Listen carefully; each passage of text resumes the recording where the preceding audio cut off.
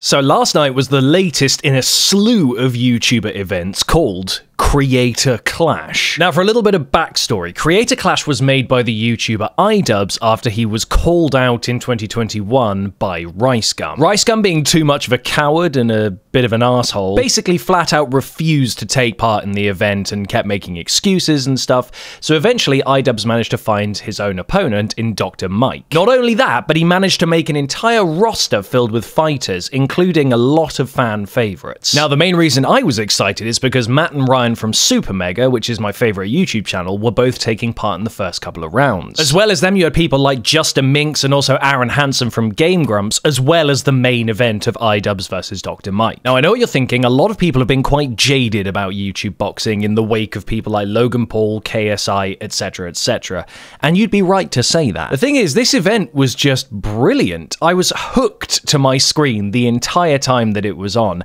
Everyone involved wanted to be there.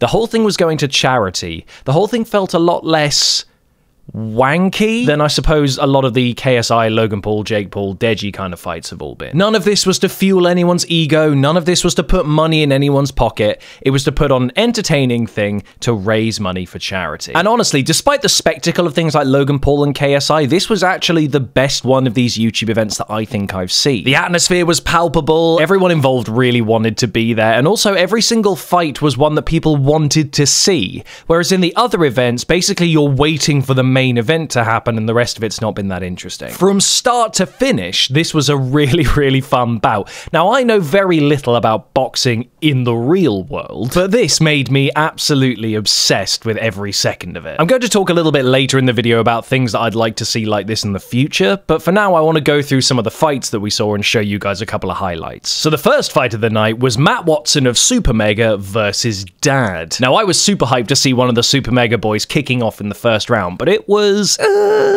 not good. For a lot of the other fights, I'm going to be showing a couple of moments of highlights, but for this, just watch. So it kicks off immediately, Dad comes in incredibly intensely and just starts battering Matt Watson.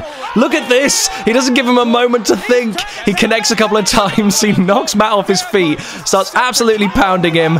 There's a huge left hook just then, and basically it's over at this point already. The ref steps in, it's a TKO in 22 seconds. And as Moist Critical says in the commentary, this was literally a speed run of a boxing match. I felt really bad for Matt because he trained for this for a good while, and to last less than 25 seconds. Frankly, I haven't seen anyone get pounded this hard since your mum. So with one of the Supermega boys down already, it was time to move into the second round, which was Ryan McGee of Supermega versus Alex Ernst. Now, to my knowledge, it was meant to be Alex Wasabi that Ryan was against, who's a popular LA vlogger, but I think there were some medical reasons that meant he couldn't actually take part, so another Alex stepped in. And you know what? Ryan really represented Supermega here in this fight. Now again, I don't know a huge amount about boxing, but there was so much more going on here. Ryan has a chin of steel. They were both taking huge jabs and hooks at each other, and it was just an absolutely brilliant fight to watch. At the end, it came down to a decision. And in the end, it was Alex who actually took the round, which again, disappointing for the Supermega guys, but he put up a hell of a fight. I mean, he certainly put up more of a fight than Matt, but what can we say? I don't think I'd have the balls to get in a boxing ring with anyone, so both of them did way better than I could have done. So the round after the Supermega rounds was Internet Comment Etiquette versus DJ Welch. I don't know who these people are, I'll be honest, but I was just happy to watch more boxing. So in this fight, DJ Welch absolutely batters Eric to the point where at the end of the second round, they just call the match off, and therefore DJ Welch was declared the winner. But this was an interesting one to watch. DJ Welch absolutely pounded Eric into the dirt. You can even see the fatigue that's happening now. It was just an absolutely nuts game to watch. This was the thing. Even with matches where you don't know either of the people who were involved, it was still really interesting to watch. Whereas I didn't know anyone who was involved in those previous YouTube boxing fights, and I couldn't have given less of a shit about any of the other rounds. And so that takes us into the fourth round, which was the Odd Ones Out versus I Did a Thing. Now, this one was interesting because I Did a Thing absolutely dominates Odd Ones Out, but also I Did a Thing is so nice that while he was pummeling this guy, he was getting upset at the ref for not just calling the match off. Look at these punches! He absolutely dominates him. He has really good form, I mean, for someone who doesn't really understand how boxing form works. He appears to have good form. But look at all this, look at the punches, and that's the end of the round. That's a TKO. He does an amazing job, and actually this was one of the best fights in terms of boxing technique that there was on the whole night, except for one later. Now we got into the first female boxing event that's actually happened throughout any of these tournaments so far. Justa Minx, the Irish streamer, versus Yodeling Haley, a famous TikToker, and this match was actually, again, very entertaining. Both of them went completely at it the entire time, and were both just not wanting to back down. One of the interesting things I found about this is that Minx is smiling the whole time, like she's out for blood and genuinely wants to kill Yodeling Haley.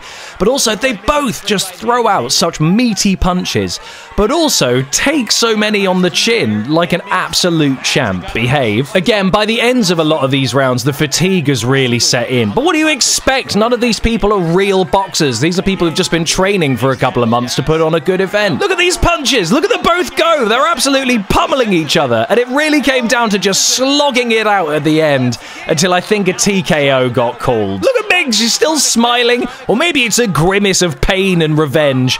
I don't know. Just look at Minx absolutely battering Haley. That's enough. Make it stop. That was another really exciting match. Again, from two people who I don't know an awful lot about. I know Minx a lot more than I know Yodeling Haley, but I was excited to see some of the girl representation in these fights, and actually to see two people who went just so hard at it. Speaking of going hard, the next round was AB of the H3 podcast versus Kratos, the God of War. This was an interesting fight because there was a point where AB stumbled Hundar, but by this point, Kratos is just battering the H3 podcast. This got down to a final round, and they're so exhausted that they just call it and they give it to Kratos, the God of War. And so that brought us on to another fan favorite fight, which was Graham Stephan versus Michael Reeves. Now, I feel kind of guilty in this because I think I wanted Michael Reeves to lose this, but actually, I mentioned earlier that someone had some of the best form that was there. I think Michael Reeves looked the best. Look at the ducking and weaving that he's doing.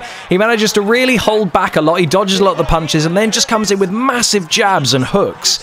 And he absolutely ends up dominating the poor guy. Michael really did a good job in this. Just look, he takes a couple of punches, but then does a couple of double jabs and absolutely lamps him. Like I said, despite initially thinking I wanted Michael to lose that fight, he actually did an amazing job. So congratulations to Michael for putting on not only a great fight, but really displaying some actually good boxing technique as well. Now we come down to the penultimate fight of the night, and one that a lot of people were looking forward to, and that was Aaron Hansen versus Harley from Epping Mealtime. Now, this was not a fair fight. There was a 62-pound weight difference. Basically, they put Aaron Hansen against a bear, and the fight kind of went as you'd imagine. Genuinely, Aaron would have had an easier chance if he was actually against a live bear. Just look at him. He dominates the ring. He just pushes him back with all this momentum and just twats the hell out of him. Aaron fought really hard in that, but I guess you can't beat bacon strips. Bacon strips, bacon strips, bacon strips. And so then it came down to the final fight. iDubbbz versus Dr. Mike, where it went for an entire 5 rounds. Now, Dr. Mike admittedly has been boxing for 10 years prior to this, so for iDubbbz to get in the ring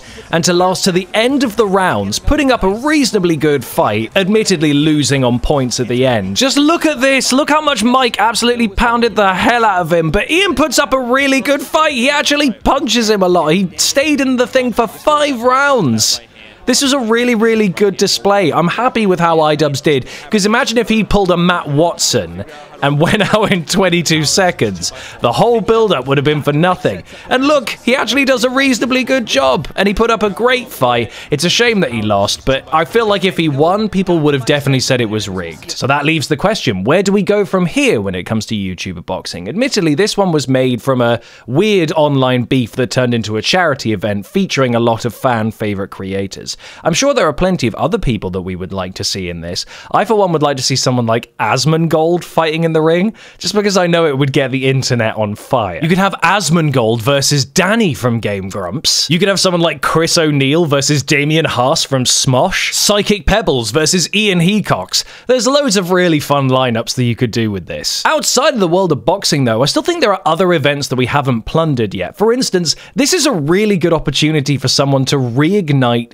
gladiators. Do you remember gladiators in the 90s and the noughties? Let's bring that back, but with YouTubers YouTubers we know and love. That would be excellent. Let me know in the comments any kind of events that you would want to see and some of the people that you would like to see in that event. I just want to say an extra thing as well. The commentators like Asfand and Moist Critical and even having Chills doing the post-match interviews and stuff, they had a really, really good staff doing this. It was just entertaining from start to finish. I loved every moment of this entire event. And if you guys watched it as well, I'd love to hear what you think, what were your favorite fights and stuff. But just a hearty congratulations to everyone involved for putting on such a great show, for making more YouTube history in a way that's less ego and money driven like the past ones were. And like I said, I hope that we'll get to see more of these in the future. If you guys enjoyed this video, make sure you leave a like and a subscribe, and I will see you in the next one. Bye-bye. The video's over. Goodbye.